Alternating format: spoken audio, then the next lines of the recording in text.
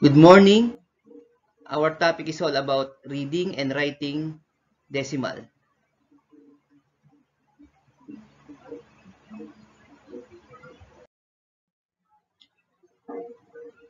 Read and analyze the chart below.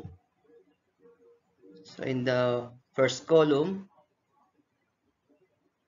we have decimal or decimal numbers.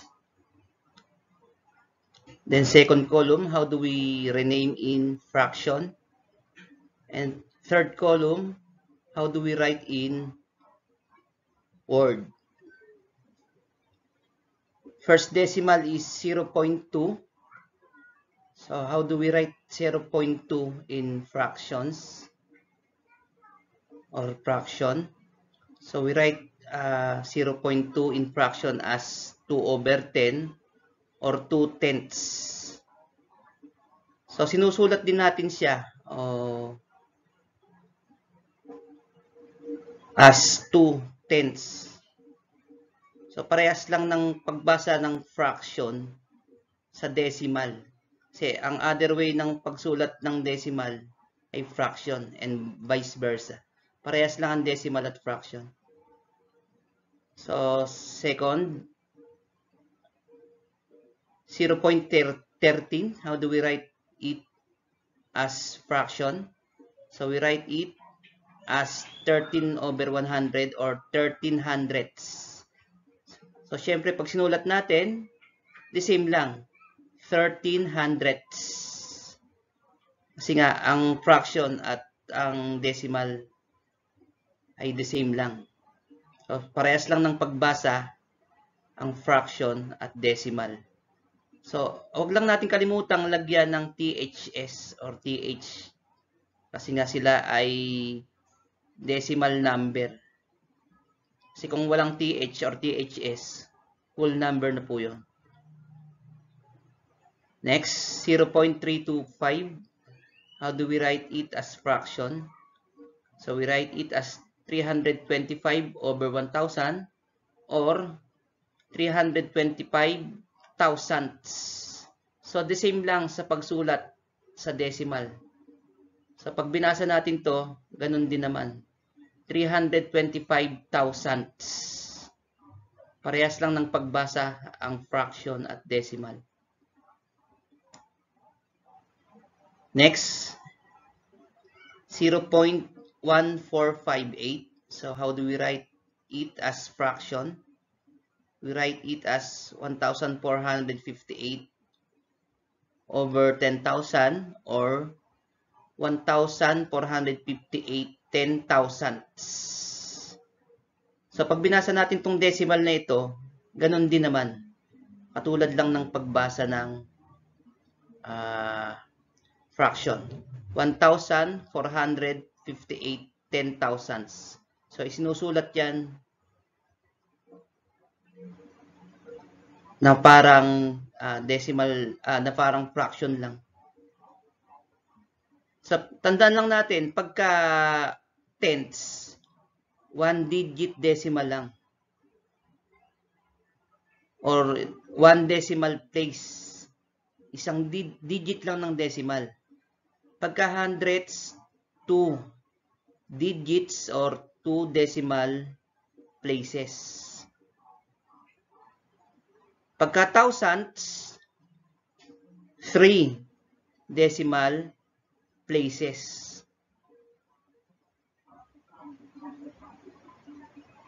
Pagka 10,000ths, 4 digits or 4 decimal places.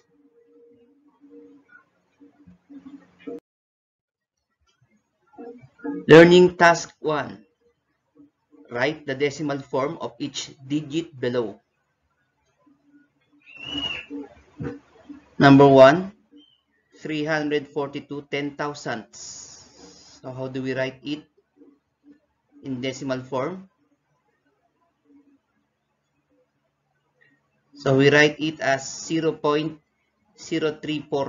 or we read it as 342 10,000ths. Number 2, 5 thousandths. So we write it as 5.048. So pagka may whole number, ang basa natin sa decimal point ay end. Kaya 5 end. Yung end dito, yun yung decimal point. 5 and 48 thousandths. So dahil thousandths, dapat 3 digit o 3 decimal places. Kaya yung 48, dadagdagan natin ng 0 sa unahan. Kasi pagka 48 lang, hundredths lang yon. Eh since na thousandths, magdadagdag tayo ng 0 sa unahan. Katulad din nung nasa itaas, kasi 10 thousandths. So dapat magdadagdag tayo ng 0 sa unahan para maging 10 thousandths. Kasi ang 10 thousandths ay 4 decimal places. 3, 26 and 3 tenths. So we write it as 26.3 or we read it as 26 and 3 tenths. So dahil may whole number, meron tayong end. Kaya 26 and 3 tenths. Pagka tenths, 1 decimal place lang. Number 4, 217 thousandths. So dahil may end, may whole number tayo, 200 and 17 thousandths. Dahil thousandths siya, 3 decimal places or 3 digit, maglalagay tayo ng 0 sa unahan. Kasi kung 17 lang na walang 0 sa unahan, hundredths lang yun. So number 5, 915 and 12 10 thousandths. So we write it as 915.0012.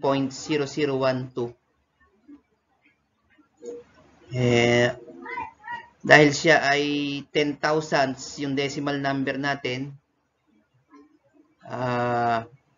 magdadagdag tayo ng 2 0 sa unahan. Kasi kung 12 yun, 2 decimal places lang, yun ay hundredths lang. Kung isang 0 lang, thousandths lang yun. Kaya dapat 2 0 para 12 thousandths.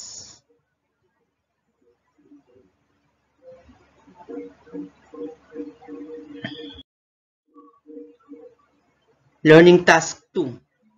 Write the given numbers in words. So number 1, how do we write this in words? So it is read as 32 and dahil may whole number, may end. 61 thousandths.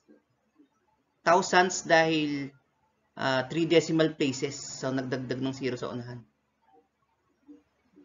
Number 2, how do we write this in words? So 10 and 4,219. 10 thousandths. Dahil may whole number, meron tayong end. Ang basa sa decimal point ay end.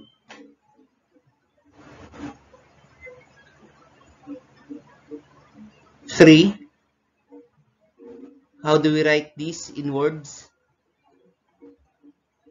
So 32 and 142, 10 thousandths. Since na 10 thousandths, ang kanyang huling place value, magdadagdag tayo ng 0 sa unahan. Kasi dapat 4 decimal places. Kung 1/4 lang, thousands lang yun. Kaya dapat may 0 sa unahan. Number 4. So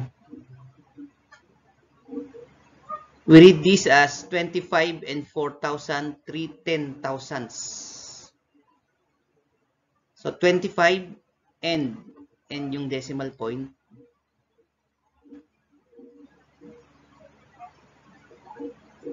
Number 5,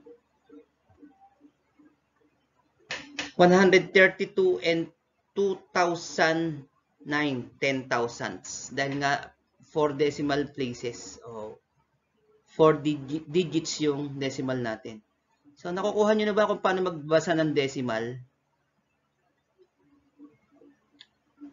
Pag nagbabasa tayo ng decimal, babasahin lang natin na parang whole number.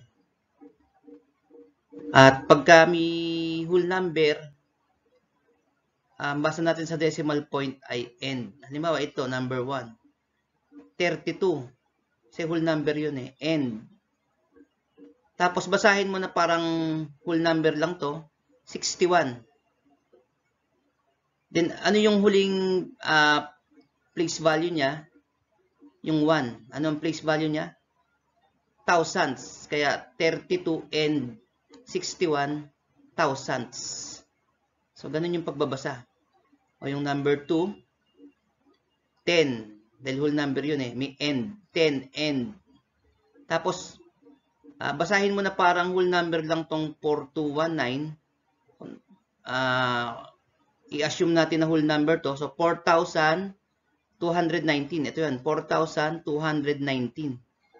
Then, ano yung place value ng huling decimal, yung 9?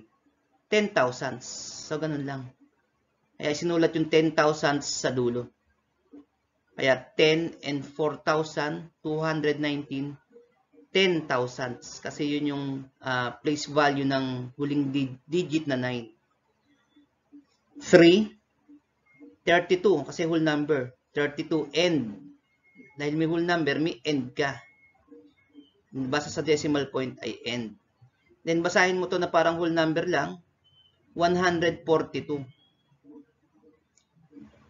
Ano yung last digit niya? 2. Ano ang place value ng 2? 10,000. Kaya 32 and 142, 10,000. So, ganun lang yung pagbasa. 4, 25 end. Dahil whole number yung 25. End. So, paano mo babasahin yun? 4,003. Isipin mo whole number lang. 4,003. Then, ano ang place value ng 3? 10,000. Kaya 25 and 4,000. 4,003, 10,000. Number 5. So, 132 end. Dahil whole number itong 132. Then, paano mo babasahin itong 2009? 2009. Ano ang place value ng 9? 10,000. Kaya 132 end. 2009, 10,000. Kasi ang huling digit mo ay 9. Ang place value niya ay 10,000.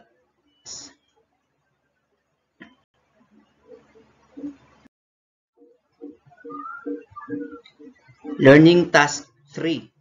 Write the given fractions in decimals. So, ang given natin ay fractions. We will write as decimals. Number 1, 123 over 100 or 123 hundredths. So, how do we write it as decimal? So, we write it as 1 and 23 hundredths. Bakit nagkaroon ng whole number na 1? Kasi ang kanyang denominator ay 100. So, pag sinabing hundredths ay 2 decimal places lang. Ay yung kanyang numerator ay 3 digit. So, ibig sabihin yung 1, whole number yun. Tsaka pag tinignan natin to, improper fraction to eh. Pag change mo to o sinimplified mo, nirename mo, mixed fraction siya o meron siyang whole number. Pag sinabi nating improper fraction, mas malaki yung numerator sa denominator. Kaya 1 and 23 hundredths. Number 2, 4/10 or 4/10. How do we write in decimal? So, 4/10. 3, 8,142 thousandths. How do we write in decimal? So, magkakaroon na naman tayo ng whole number na 8. Kasi ang thousandths ay 3 digit lang o 3 decimal places. So, ibig sabihin yung 8, whole number yon. Kaya 8 and 142 thousandths. Improper fraction din siya. Pagka improper, may whole number yon. Number 4, 4,738 10 thousandths. How do we write in decimal form? So, 4,738 10 thousandths. So, wala tayong whole number. Kaya hindi natin babanggitin na yung 0 tsaka end. Kasi ang 10,000 place value o 10,000 place ay 4 digits lang. So, sakto siya. Number 5, 23 10 thousandths. How do we write in decimal form? So, in decimal form, we write it as 0.0023 or we read it as 23 10 thousandths. Magdadagdag tayo ng dalawang 0 kasi ang 10,000 place ay 4 na decimal places. Kaya dalawang 0 ang idadagdag sa unahan.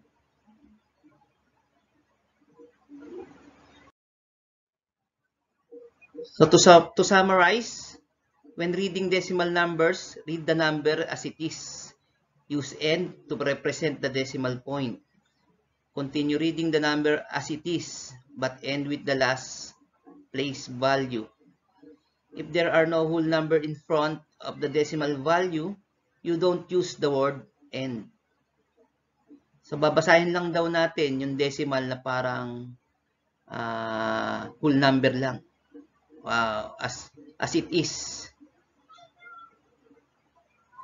Tapos, babanggitin daw natin sa dulo yung last place value niya. Yung nasa dulo. Pagka daw may whole number, babanggitin natin yung end. Pero pag walang whole number, hindi na natin sasabihin yung word na end.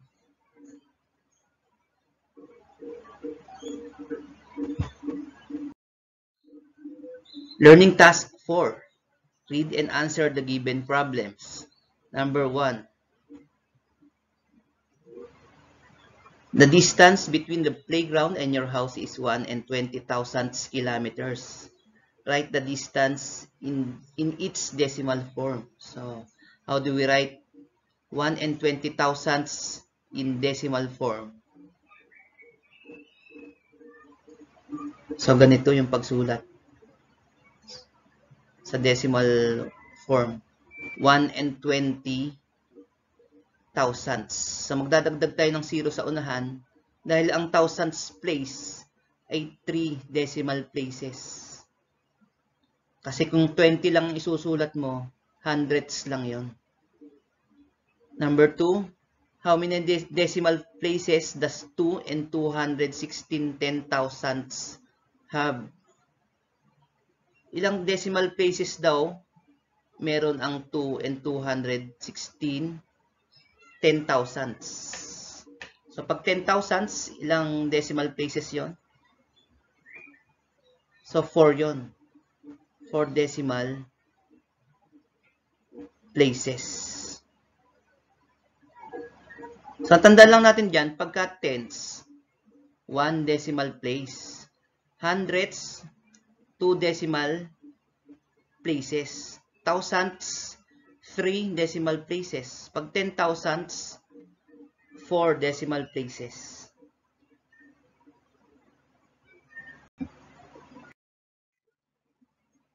Thank you. Sana may natutunan kayo sa math tutorial ko at huwag niyong kalimutang mag-like and most important, subscribe. Bye for now and God bless po. Thank you.